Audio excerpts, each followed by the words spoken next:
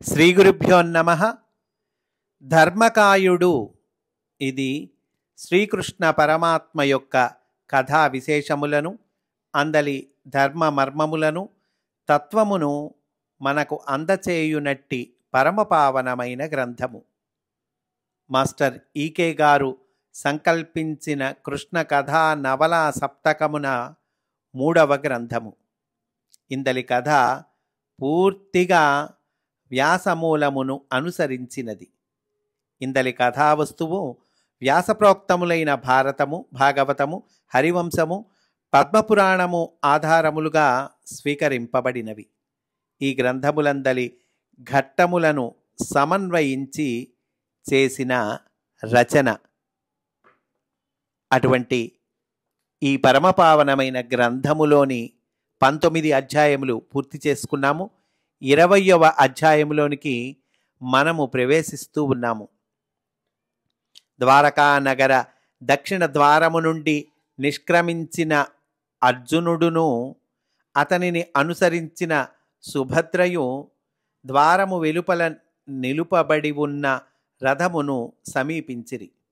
అర్జునుడు ఒక్క దుముకున రథములోనికి ఆరోహించి చేతిని అందింపగా సుభద్రయు రథారోహణము సుకుమారముగా గావించినది. దివ్యాశ్వములు పూంచబడి శస్త్రకవచములతో ఆయత్తము చేయబడిన ఆ రథమునకు సారథి కాన్పింపలేదు.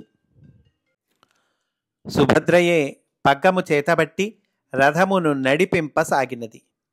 ఇంతలో అర్జునుడు కవచమును ధరించి విల్లు చేపట్టి శస్త్రములను సిద్ధము చేసుకొనెను. అంతటా అచ్చటనున్న దుర్గాధ్యక్షుడు, దుర్గపాలకులు, ద్వారపాలకులు అతనిని నిరోధింప ప్రయత్నించి భంగపడిరి. దుర్గాధ్యక్షుడు అతివేగమున రైవతకాద్రిపై శరదుత్సవమును పూర్తిగా వించి ఆనందోత్సాహములలో మునిగియున్న బలదేవునకు ఈ వృత్తాంతమును తెలిపెను. అంతటా బలరాముడు కోపోద్రిక్తుడై ఇట్లు పలికెను: మేమెవ్వరము లేని సమయమున చోరునివలే ప్రవేశించి మా అనుంగు సోదరిని అపహరించిన ఆ ధూర్తుని ఇప్పుడు నే దండించెదను.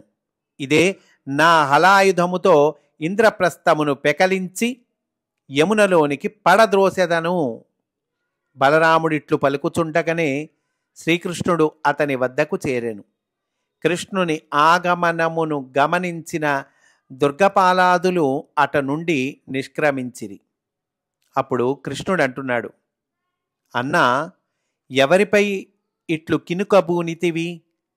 మనము నిర్వహించిన శరదుత్సవము ఇట్లేలా పరిణమించినది అంటే, అప్పుడు బలరాముడు అంటున్నాడు: చూచితివా ఈ అర్జునుని దుర్జనత్వము? ఈతడు ఎచ్చటి నుండి వచ్చెనో కాని మనము లేని అదను చూచి మన గారాల చెల్లి సుభద్రను కొనిపోవుచున్నాడట.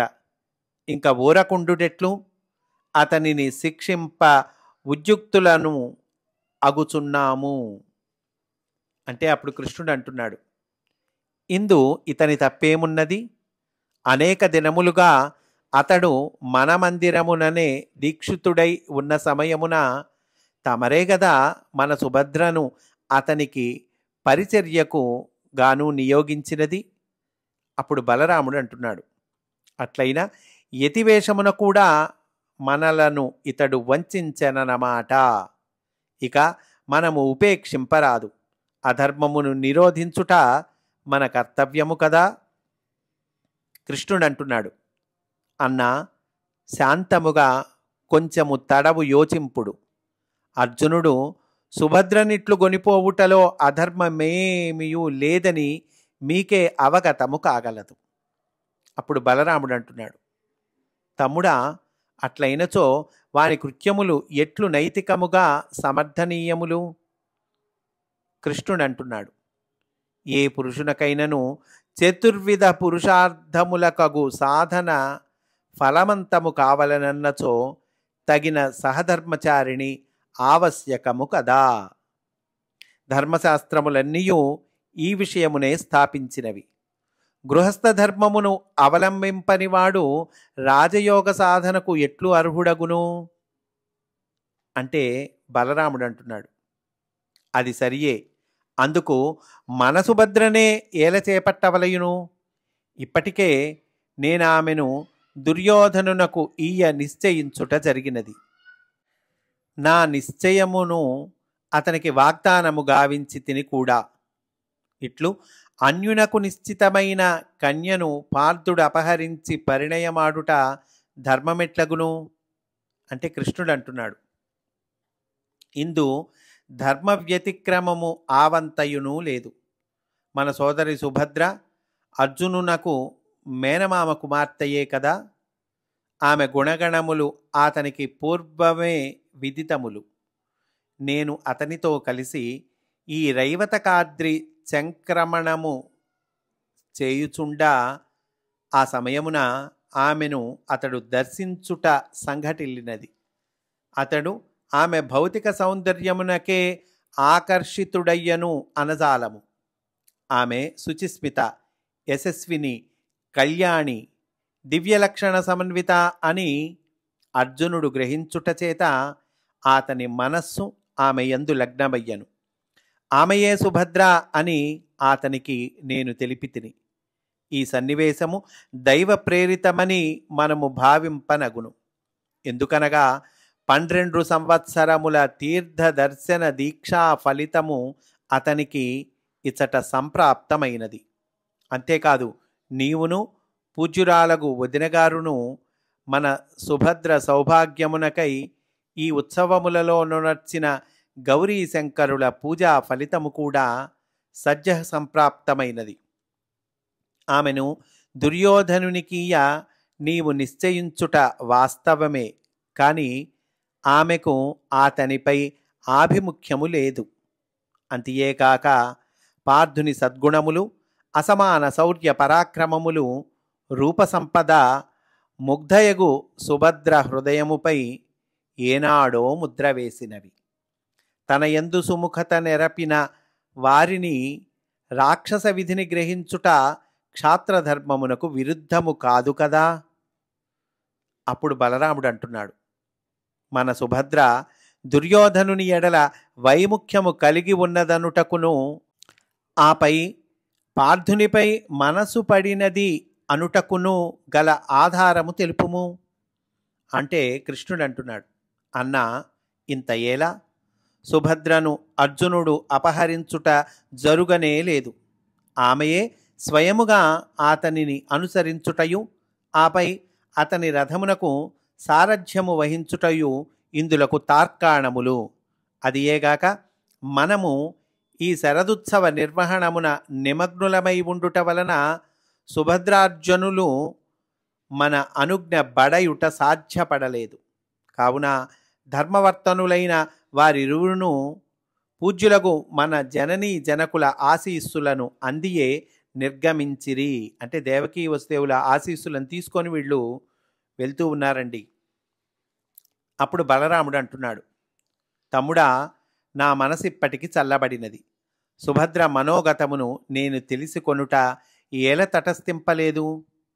ఆమెను దుర్యోధనునికీయబూను విషయమున నేను నిన్ను సంప్రతింపకుండుటయు ఎట్లు సంభావితమైనది అంటే అప్పుడు కృష్ణుడు అంటున్నాడు, అన్నా, నీవు నాకు అభిన్నుడవైనను ఈ నరదేహము దాల్చుట వలన ఒక్కొక్క తావున నీ దివ్యత్వమును మరచి ఇట్లు పొరపడుట తటస్థించవచ్చును. నీవు నాకు అగ్రజుడవగుటచే నీ నిశ్చయమును నేను సూటిగా వ్యతిరేకింపలేదు. సుభద్రను దుర్యోధనునికి ఇయ్యదలచుటలో నీ సదుద్దేశ్యము నేనెరుగకపోలేదు.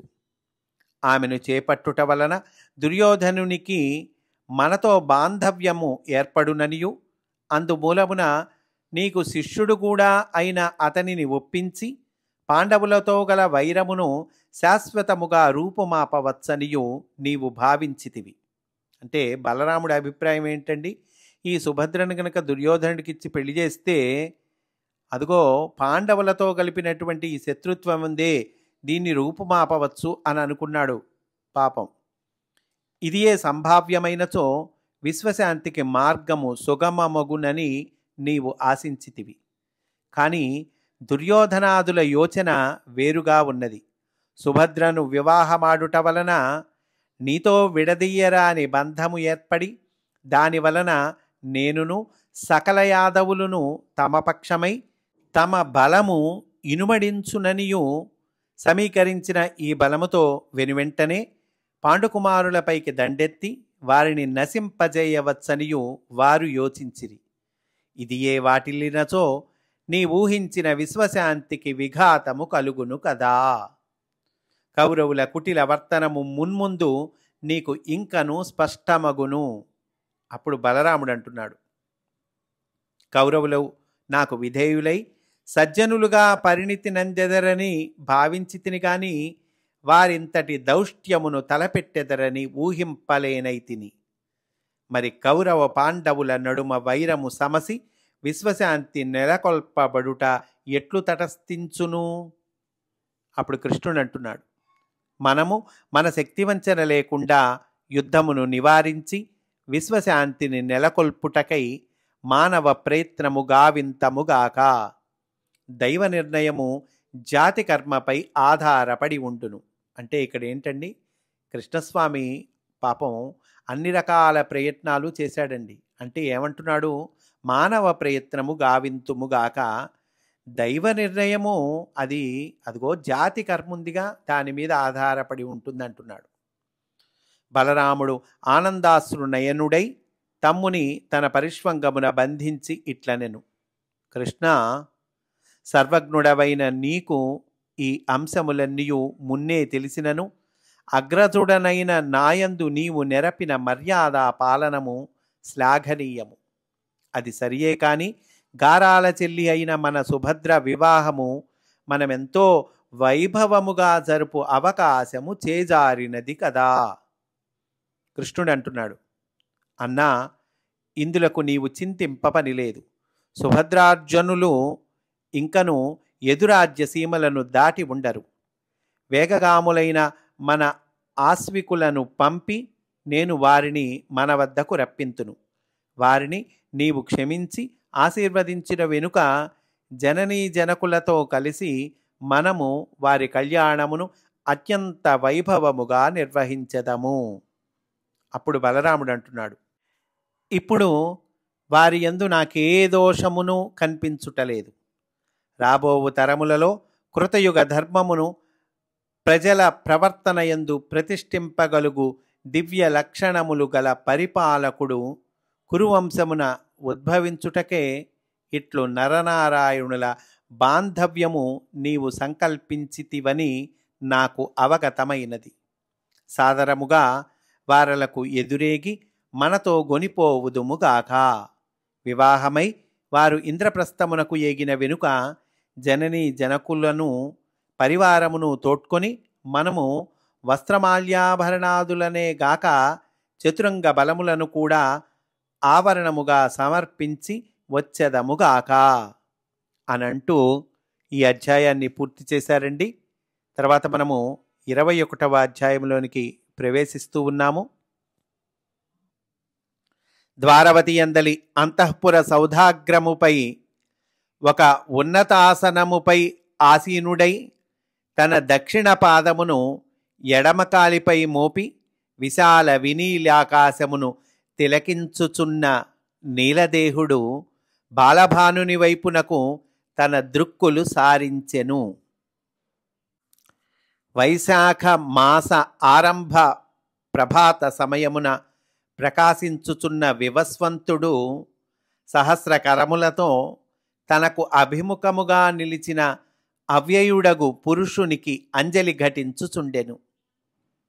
ఆ దృశ్యమును పరికించుచున్న నీలదేహుడగు పురుషునకు తానే సవితృమండల మధ్యవర్తిగను తన చక్షువుల నుండి నిర్గమించుచున్న తేజస్రోతస్వినిలో ఏర్పడిన సుడిగుండమే ఎదుట ఉన్న సూర్యబింబముగా రూపొందినట్లున భావన కలిగినది.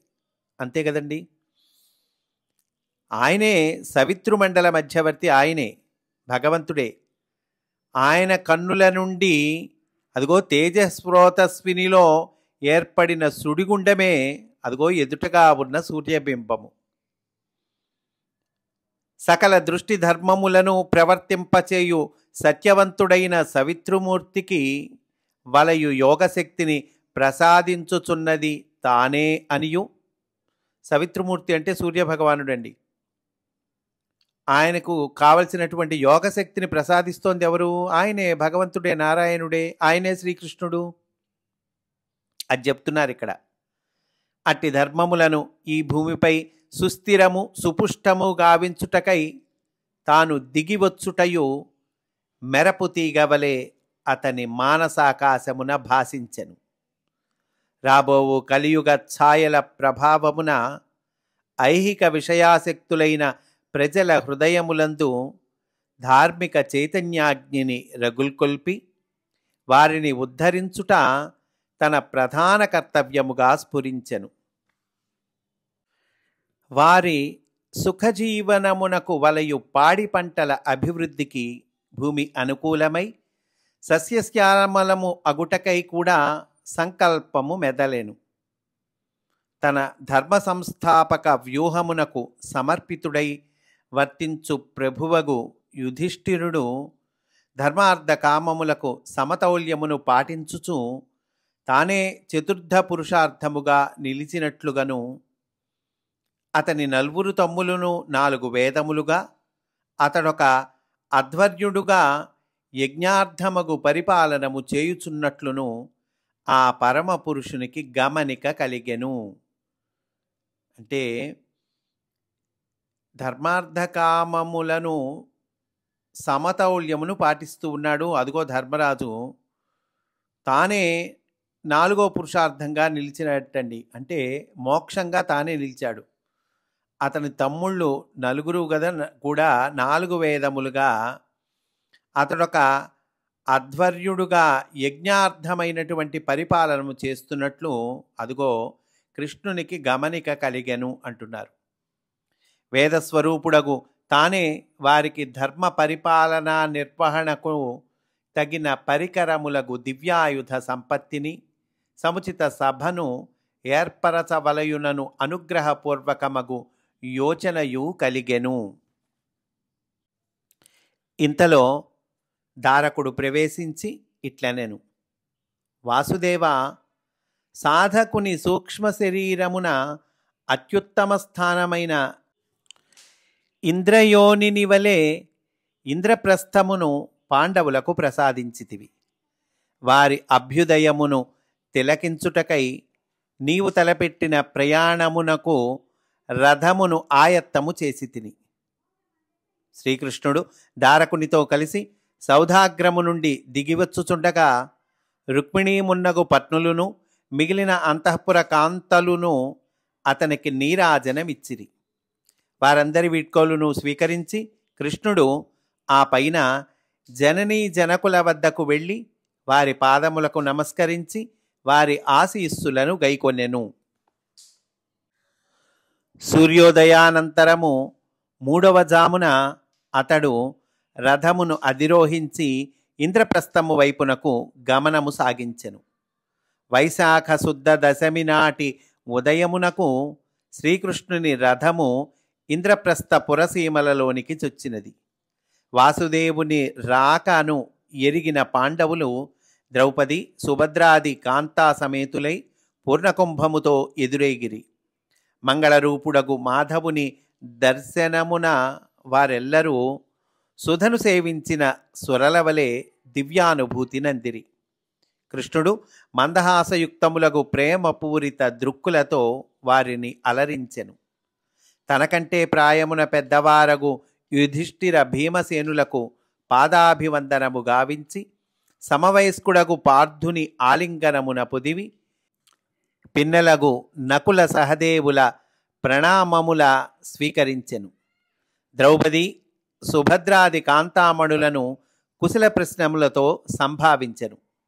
ఇంతలో 7 ఏండ్ల ప్రాయము గల ఒక బాలుని సుభద్ర తోడ్కొని వచ్చి కృష్ణునకు ప్రణామమును ఆచరింపచేసి ఇట్లనెను, అన్నా, నీ ఆకృతిని మూటగట్టిన నీ మేనల్లుడగు ఈ అభిమన్యుడు తన తండ్రి శిక్షణలో ధనుర్విద్యాభ్యాసమును ఆరంభించెను. అప్పుడే పెద్దవాడయ్యాడండి. 7 ఏండ్ల ప్రాయము అంటున్నారు. అంతటా మందస్మిత వదనారవిందుడగు వాసుదేవుడు ఇట్లనెను, అమ్మా, నీ కుమారుడు తన తండ్రి వలెనే అతిలోక పరాక్రమవంతుడై విరాజిల్లగలడు. ఇంతలో పాంచాలియు పసివారైన తన పుత్రులను శ్రీకృష్ణుని వద్దకు గొనివి తెచ్చి చనువుతో అతని అంకపీఠమున ఉంచినది. అంతటా వాత్సల్యపూరిత భాషణములతో అతడిట్లనెను, చెల్లి, పాండునందనుల రూప సౌందర్యములు బలపరాక్రమములు నీ సుతులయందు ప్రతిబింబింపగలవు. కొద్ది క్షణములు ఆ పైన మౌనము వహించిన వాసుదేవుడు ద్రౌపది సుభద్రలతో ఇట్లనెను, తమ జనకుల యొక్క శౌర్య పరాక్రమములతో పాటుగా వారి భక్తియోగము వినయ విధేయతలు మీ కుమారులకు అలవడినచో వారికి హితము కలుగును. శ్రీకృష్ణుడు ఇంద్రప్రస్థపురమును చేరిన 5వ నాడు ద్రౌపది సుభద్రులను అర్జునుడును వనవిహారమునకు వెడలుదమని అతనిని వేడిరి.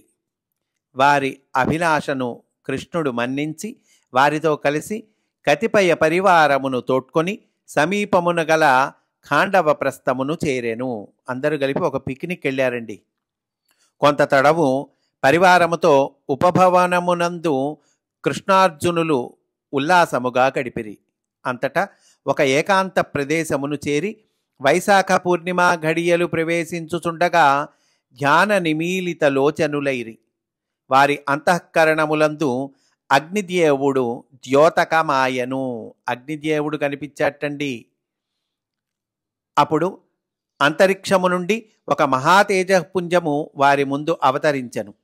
ఆ తేజపుంజము ఒక జటావల్కల ధారియగు బ్రాహ్మణుని ఆకృతి దాల్చి వారి ముందు నిలిచి ప్రాంజలి అయి ఇట్లనెను, ఆద్యంతరహితులైన నరనారాయణులకు ఈ పావకుడు నమస్కరించుచున్నాడు.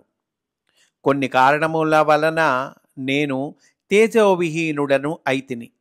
మరలా స్వస్థత నొందుటకై మీ సహాయమును అర్థింపవచ్చి తిని. నన్ను కరుణింప వేడుచున్నాను.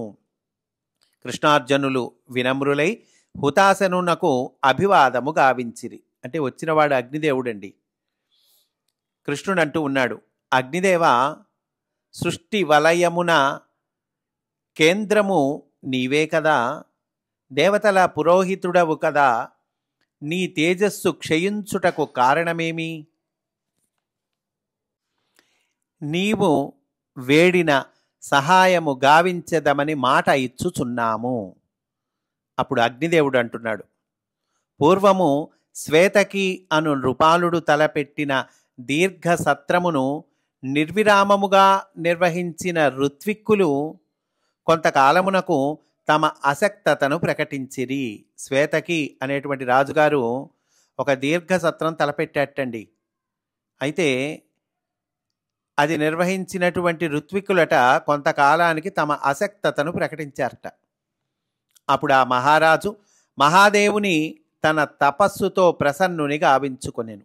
అంతటా రుద్రుని ఆనతిలో అతని అంశగా ఉద్భవించిన దూర్వాస మహర్షి నిరంతరాజ్యధారలతో 12 సంవత్సరములు ఆ సత్రమును నిర్వహించి శ్వేతకి నృపతికి ప్రీతిని కూర్చెను.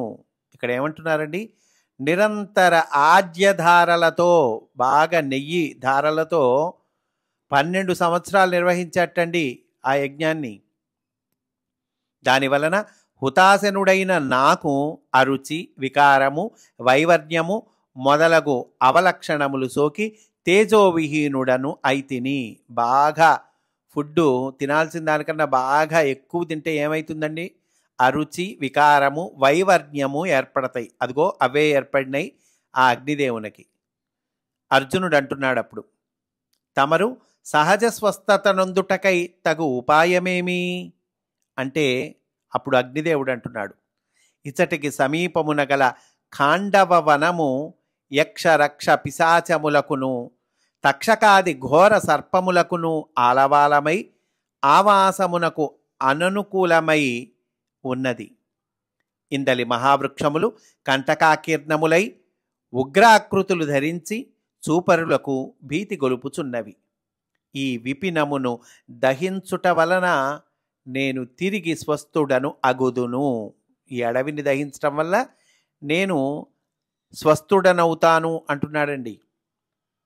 అప్పుడు అర్జునుడు అంటున్నాడు, ఖాండవవన దహన విషయమున మేము తమకు చేయదగు సహాయమేమియో సెలవిండు. అగ్నిదేవుడు అంటున్నాడు, నేను ఖాండవ వనమును దహింప పలుమార్లు ప్రయత్నించి తిని ఈ భయంకర విపినమును రక్షించుటయందు ఆసక్తుడైన ఇంద్రుడు అకాల వర్షమును కల్పించి నా ప్రయత్నమునకు విఘాతము కలిగించుచున్నాడు. అంతటా నేను పితామహును ఆశ్రయించి తిని పరమేష్టి నరనారాయణులు మానవ రూపమున ఈ భూమిపై అవతరించినప్పుడు వారిని ఆశ్రయించినచో నీ కార్యము నెరవేరునని సెలవిచ్చెను. అందువలననే నా ఖాండవ దహనోద్యమమును సఫలము గావింప మిమ్మలను అర్థించుచున్నాను. అయ్యా, నాకు సహాయం చేయండి, నేను ఖాండవ వనాన్ని దహించాలి అంటున్నాడండి. అప్పుడు కృష్ణుడు అంటున్నాడు, ఓ హుతావహ, నీకు ప్రీతికరమైన కార్యమును నిర్వహించుటకు మాకును ముదావహమే. ఇందుకు వలసిన దివ్యాయుధ సంపత్తిని మా పార్థునకు సమకూర్చవలసినదిగా నిన్ను కోరుచున్నాను. దీనికి కావలసిన ఆయుధాలు ఉంటాయి కదయ్యా, దివ్యాయుధాలు, అవి మా అర్జునుడికి ఇవ్వవలసిందిగా నిన్ను కోరుచున్నాను అంటున్నాడు కృష్ణుడు. అయ్యాది పురుషుని ఆజ్ఞను శిరసావహించి పావకుడు అంతర్ధానుడై కొంతవడికి వరుణునితో కలిసి మరల వారిని దర్శించెను. అగ్నిదేవునిచే అభ్యర్థింపబడిన వరుణుడు 5 శ్వేతాశ్వములతోనూ కపికేతనముతోనూ అనేక దివ్యశక్తులతోనూ సమకూర్చబడినదై సూర్య సమతేజస్సుతో ప్రకాశించుచున్న రథమును, దేవదత్తమను పేరుగల మహాశంఖమును, గాంధీవమనబడు దివ్యశక్తి సంపన్నమగు ధనస్సును, అక్షయతూణీరమును పార్థునకు ప్రసాదించెను. అమ్మో, చాలా ఇచ్చాడండి.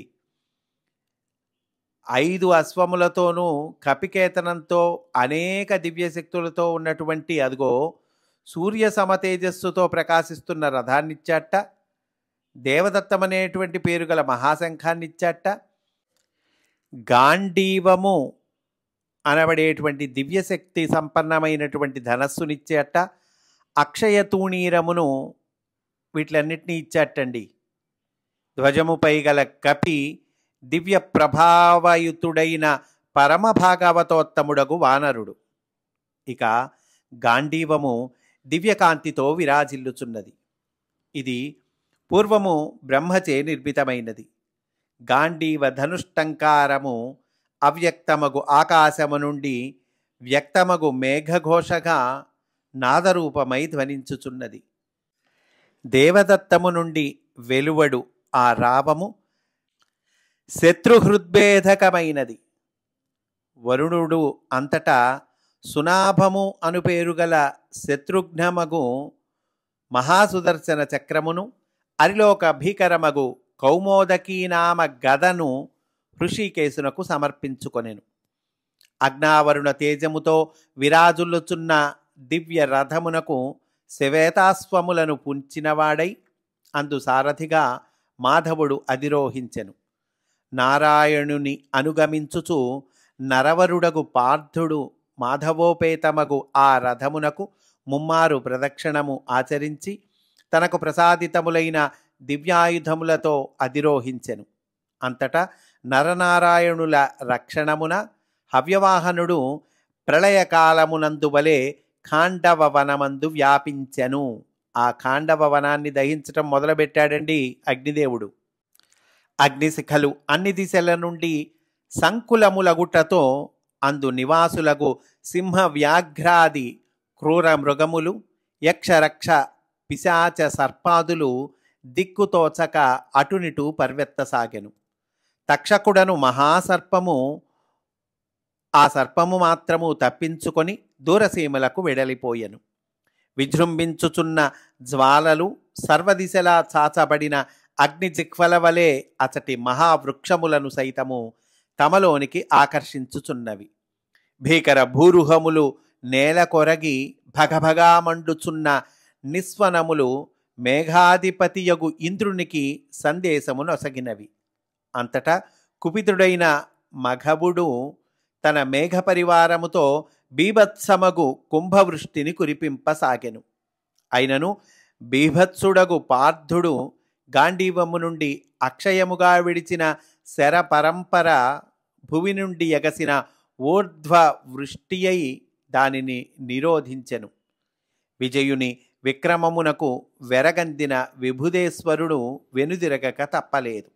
అంతటా ఆ ప్రదేశమును ఆవరించి ఉండి మృగరూపములుగను ఖగరూపములుగను ఇంకను వివిధ కామరూపులుగను వర్తించుచున్న తమ హింసాత్మక చర్యలతో జీవులకు హానిగావించుచున్న రాక్షసులను మహోగ్ర సర్పములను కృష్ణార్జునులపై లంఘించుట జరిగినది.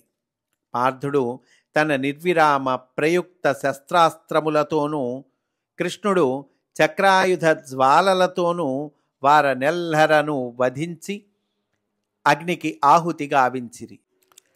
మందపాలుడను ఋషి పక్షిరూపమున జరిత అను ఆడుపిట్ట ద్వారమున సంతతిని బడసి ఆ వనమున నివసించుచుండెను. వనదహనము జరుగువేళ ఆ ఋషి తమ సంతతిని కాపాడుమని అగ్నిదేవుని ప్రార్థించెను. అతనిపై అతని కుటుంబముపై కృపవహించిన అగ్ని వారిని దహింపక విడిచిపెట్టెను. అదిగో ఆ మందపాలుడు అనేటువంటి ఋషి పక్షి రూపంలో ఉన్నాడు. ఆయన భార్య జరిత, వాళ్ళిద్దరినీ వాళ్ళ సంతతిని అదిగో అగ్నిదేవుడు కాపాడాడండి. వాళ్ళని దహింపక విడిచిపెట్టెను అంటున్నారు. ధర్మకాయుడగు అచ్యుతునకును ధర్మజ అనుజుడగు అర్జునునకును కృతజ్ఞతాభివందనములు తెలిపిన హుతాశనుడు స్వస్థుడయ్యను. చండభాస్కర తేజమునొంది నరనారాయణుల వద్ద సెలవు గైకొనినవాడై అంతర్హితుడాయను. అంతటా వారి జగదుద్ధరణోద్యమమునకు సంప్రీతుడైన దేవేంద్రుడు వారి ముందు నిలిచి వలసిన వరములను కోరుకొనుడని విన్నవించెను. పార్థుడు దివ్యాస్త్రములను ప్రసాదింపుడని వేడెను. అతడు ముందుగా తగు సమయమున మహాదేవుని ప్రసన్నుని గావించుకొనవలయునని సురపతి సూచించెను. అంటే చూడండి, ఇంద్రుడు అడుగుతున్నట్ట వరం కోరుకోమని అడుగుతున్నట్ట. అర్జునుడు దివ్యాస్త్రములను ఇవ్వమని అడిగాటండి. ఆ పైన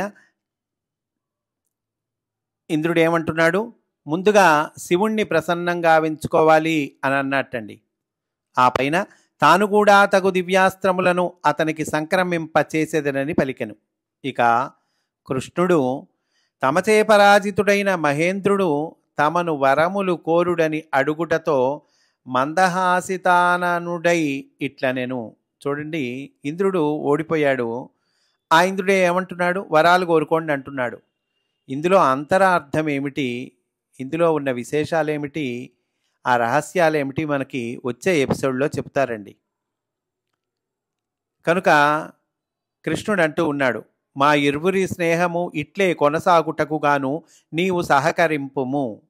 సరియే అని సురేంద్రుడు సెలవు గైకొని స్వర్లోకమును చేరెను.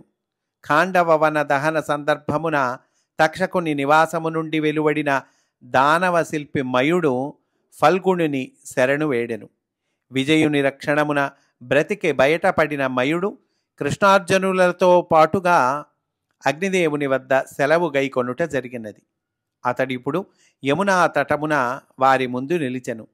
తనకు ప్రాణభిక్ష పెట్టిన పార్థుని యందు కృతజ్ఞతతో వినమ్రుడై అతనికి ప్రత్యుపకారము చేయ అనుమతింపమని వేడెను. అంతటా పాండవ మధ్యముడు మయునితో మృదుమధురముగా ఇట్లు పలికెను, శరణాగతత్రాణము నా కర్తవ్యము, కర్తవ్య పాలనము నా ద్వారమున నిర్వర్తింపబడినందులకు గాను ప్రతిఫలమును నేనెట్లు అపేక్షింపగలను? అయినను మీ వంటి సజ్జనులను నిరాశపరచుట సంభావ్యము కాదు. సకల జీవల హృదయాంతర్వర్తియగు ఈ జగన్నాథునకు ప్రీతి వనర్చినచో నేనును సంప్రీతుడనయ్యదను. పార్థుని పరమధార్మికతకు పరితృప్తుడైన భక్తవత్సలుడు మయునితో వంశీనిస్వనము ఒలుకు పలుకు ఇట్లు వెలయించెను. నీవు నాకు ముదము గూర్చదలచినచో సమస్త మానవులకును విస్మయమును కలిగించు ఒక విశిష్ట సభను మహారాజగు యుధిష్ఠిరునకు బహూకరింపుము. వాసుదేవుని సంకల్ప మర్మమును ఔదలదాల్చిన మయుడు సభాకల్పనమును హర్షాతిరేకమున ప్రకటించెను. మయసభా భవనం అంటాం కదండి, అదిగో దానికి సంబంధించినటువంటి భూమిక ఇక్కడ ఏర్పడిందనమాట. ఇంతటితో ఈరోజు ఎపిసోడ్ పూర్తి చేసుకుందాము. రేపటి రోజున 22వ అధ్యాయంలోనికి మనము ప్రవేశిస్తాము అని సవినయంగా మనవి చేసుకుంటూ స్వస్తి. వాసుదేవా.